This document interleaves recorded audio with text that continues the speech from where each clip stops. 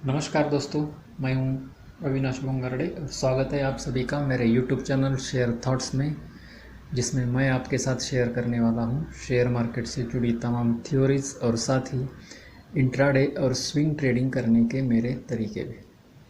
तो देखते रहिए, बने रहिए मेरे चैनल के साथ।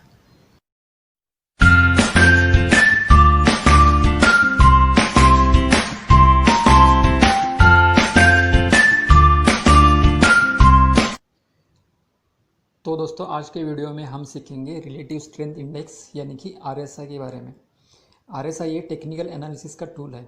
इसका निर्माण जे वेल्स वाइल्डर ने सन 1978 में किया। स्टोकेस्टिक्स की तरह आरएसआई भी लीडिंग या मोमेंटम इंडिकेटर है। मोमेंटम इंडिकेटर का मतलब ये है कि आरएसआई स्टॉक प्राइस या वॉल्यूम को फॉलो नहीं करता है, बल्कि स्टॉक प्राइस बढ़ने या गिरने की गति को दर्शाता है। इसलिए स्टॉक प्राइस के बारे में ये पहले ही प्रेडिक्ट करता है कि आगे स्टॉक बढ़ेगा या गिरेगा।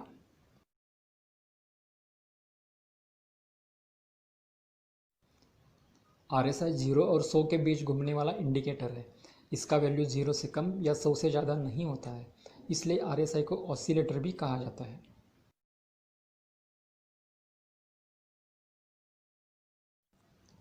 आरएसआई के लिए ओवरसोल्ड और ओवरबॉट लेवल का स्टैंडर्ड सेटिंग 30-70 ही माना जाता है। आरएस का वैल्यू जब 30 या उसके नीचे होता है तो उसे ओवरसोल्ड कंडीशन कहा जाता है। ये इस बात का संकेत देता है कि इस प्राइस पर स्टॉक खरीदना चाहिए। जब आरएसआई का वैल्यू 70 या उसके ऊपर होता है तो उसे ओवरबॉट कंडीशन कहा जाता है। ये इस बात का संकेत देता है कि स्टॉक अब सेल कर देना चाहिए। अगर स्टॉक बुलिश ट्रेंड में है तो ज़्यादा देर तक ओवरबॉट कंडीशन में रह सकता है, और अगर स्टॉक बीरिश ट्रेंड में है तो ज़्यादा देर ओवरसोल्ड रीजन में रह सकता है।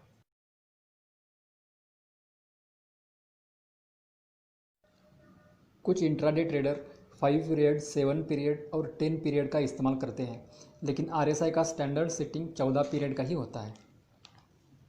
अगर आप शॉर्ट टर्म ट्रेडर हैं तो 14 दिन का पीरियड ठीक होता है, मतलब हर दिन का एक कैंडल के हिसाब से 14 कैंडल। अगर आप इंट्राडे ट्रेडर हैं और आप 5 minute candle, 10 minute candle, 15 minutes candle, 30 minute candle, hourly candle या 4 आवरली कैंडल पर काम करते हैं तो पिछले 14 कैंडल्स को कंसिडर करना ही ठीक होता है। अगर आप इससे कम पीरियड का इस्तेमाल करते हैं तो अर्ली या फॉल्स सिग्नल मिलने के चांसेस ज़्यादा होते हैं, जिससे कि गलत ट्रेड होने की संभावना बढ़ जाती है।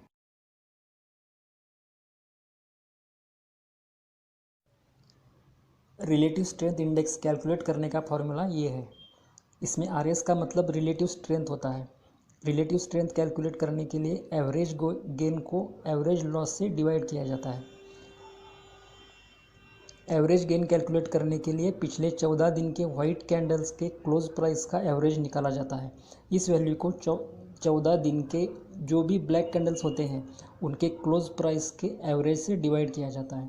इसका मतलब पिछले 14 दिनों में जितने वाइट कैंडल्स हैं, यानी कि जिनका क्लोज प्राइस ओपन प्राइस से ज़्यादा है, उन कैंडल्स के क्लोज प्राइस का एडिशन लिया जाता है और उसको 14 से डिवाइड किया जाता है। ठीक उसी तरह 14 दिन में जितने ब्लैक कैंडल्स होते हैं, यानी कि जिन कैंडल्स का क्लोज प्राइस ओपन प्राइस से कम होता है, उन कैंडल्स के क्लोज प्राइस का एडिशन करके उसको 14 से डिवाइड किया जाता है। इन दोनों वैल्यूज़ का डिवीजन लेकर रिलेटिव स्ट्रेंथ कैलकुलेट होता है और इससे आरएसआई का वैल्यू कैलकुलेट किया जाता है। अगले दिन का आरएसआई कैलकुलेट करने के लिए पुराना क्लोज प्राइस डिलीट होता है और पिछले दिन का क्लोज कंसीडर किया जाता है। आरएस यानी कि रिलेटिव स्ट्रेंथ कैलकुलेट करने के लिए पिछले दिन के एवरेज गेन को 13 से मल्टीप्लाई किया जाता है और कल का कैंडल वाइट कैंडल है तो उसको ऐड करके 14 से डिवाइड किया जाता है। उसी तरह एवरेज लॉस कैलकुलेट करने के लिए पिछले दिन के एवरेज लॉस को 13 से मल्टीप्लाई किया जाता है और कल का कैंडल अगर ब्लैक कैंडल है तो उसे ऐड करके उस वैल्यू को 14 से डिवाइड किया जाता है। फिर एवरेज गेन को एवरेज लॉस से डिवाइड करके आरएस यानी कि रिलेटिव स्ट्रेंथ निकाला जाता है और इस वैल्यू से अगले दिन का आरएसआई कैलकुलेट होता है। इसका मतलब ये है कि अगर आरएसआई का वैल्यू 0 है तो पिछले 14 दिन के सभी यानी कि 14 कैंडल्स ब्लैक कैंडल्स हैं, और अगर आरएसआई का वैल्यू 100 है तो पिछले 14 दिन के सभी कैंडल्स यानी कि 14 कैंडल्स वाइट है। अगर पिछले 14 कैंडल में वाइट कैंडल्स बढ़ते रहते हैं तो आरएसआई का ग्राफ ऊपर की तरफ बढ़ता है, और अगर पिछले 14 दिनों में ब्लैक कैंडल्स बढ़ते रहते हैं तो आरएसआई का ग्राफ नीचे की तरफ आता है।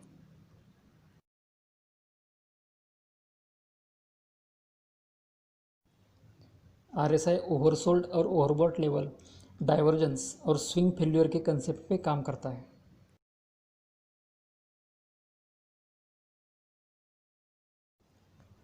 जब स्टॉक प्राइस और आरएसआई दोनों विरुद्ध दिशा में बढ़ रहे हो, या स्टॉक प्राइस जिस दिशा में बढ़ रहा है अगर आरएसआई के बढ़ने की दिशा उसके साथ मैच नहीं करती है तो उसे डाइवर्जेंस कहा जाता है। डाइवर्जेंस दो प्रकार के होते हैं, बुलिश डाइवर्जेंस और बीरिश डाइवर्जेंस।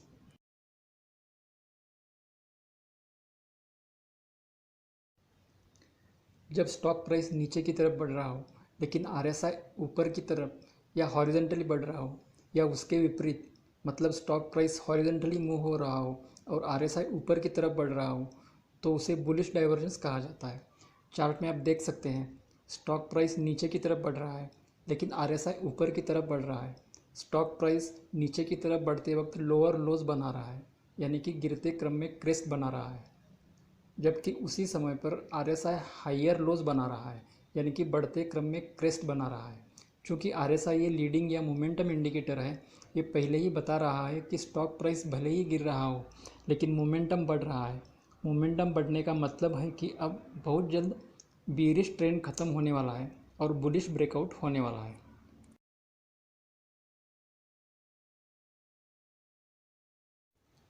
जब स्टॉक प्राइस ऊपर की तरफ बढ़ रहा हो लेकिन आरएसआई नीचे की तरफ या हॉरिजॉन्टली मूव कर रहा हो, या उसके विपरीत स्टॉक प्राइस हॉरिजॉन्टली मूव कर रहा हो और आरएसआई नीचे की दिशा में बढ़ रहा हो, तो इसे बेरिश डाइवर्जेंस कहा जाता है। चार्ट से आप समझ सकते हैं स्टॉक प्राइस ऊपर की तरफ बढ़ रहा है लेकिन आरएसआई नीचे की तरफ बढ़ रहा है। स्टॉक प्राइस ऊपर जाते वक्त हाइयर हाइज यानी कि बढ़ते क्रम में पीक बना रहा है, लेकिन उसी वक्त आरएसआई गिरते क्रम में लोअर हाइज बना रहा है। चूँकि आरएसआई एक मोमेंटम इंडिकेटर है, ट्रेंड में होने वाले बदलावों को पहले ही सूचित करता है। यहाँ पर स्टॉक प्राइस बढ़ रहा है लेकिन आरएसआई बता रहा है कि स्टॉक प्राइस भले ही बढ़ रहा हो लेकिन मोमेंटम कम हो रहा है। मोमेंटम कम होने का मतलब है कि अब ट्रेंड खत्म होने वाला है और जल्द ही बियरिश ब्रेकआउट होने वाला है।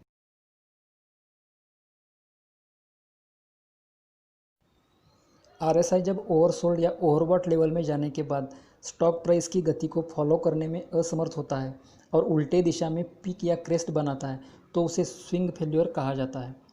स्विंग फेल्योर दो प्रकार के होते हैं, डबल टॉप या बीरिश स्विंग फेल्योर और डबल बॉटम या bullish swing failure.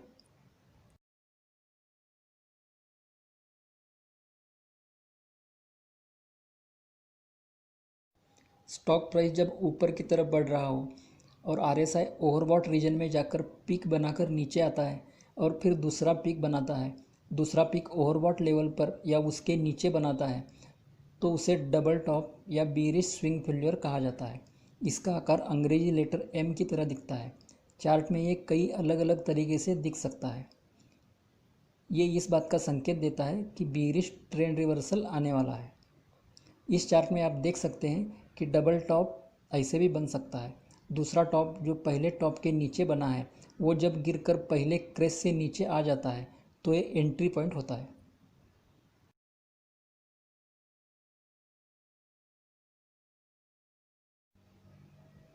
Stock price जब नीचे की तरफ जा रहा हो और आरएसआई ओवरसोल्ड रीजन के अंदर जाकर क्रेस्ट बनाता है लेकिन उसके बाद वो स्टॉक प्राइस की गति फॉलो ना करके ऊपर की तरफ आकर ओवरसोल्ड लेवल या उसके ऊपर दूसरा क्रेस्ट बनाता है, तो उसे डबल बॉटम या बुलिश स्विंग फेल्योर कहा जाता है।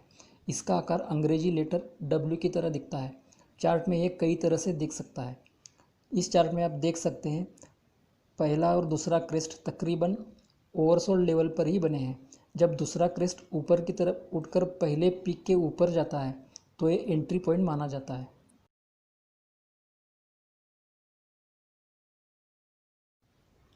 जब आरएसआई 40-50 जोन को सपोर्ट बनाकर ओवरबॉट कंडीशन में घूमता है तो ये संकेत होता है कि स्टॉक स्ट्रॉन्ग बुलिश ट्रेंड में है।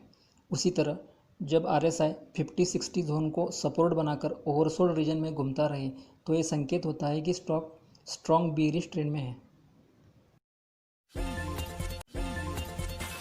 तो दोस्तों ये थी RSI की बेसिक जानकारी। अगर आपको ये वीडियो अच्छा लगा तो लाइक और शेयर ज़रूर कीजिए और सब्सक्राइब ज़रूर कर दीजिए। सब्सक्राइब करने के लिए बेल आइकन को दबाइए और साथ ही ऑल पर क्लिक करना ना भूलें, ताकि मेरी आने वाली हर वीडियो सीधे आपके मोबाइल में पहुंचे। मिलते हैं अगले वीडियो में, जिसमें हम बातें करेंगे स्टोकेस्टिक्स RSI के बारे में।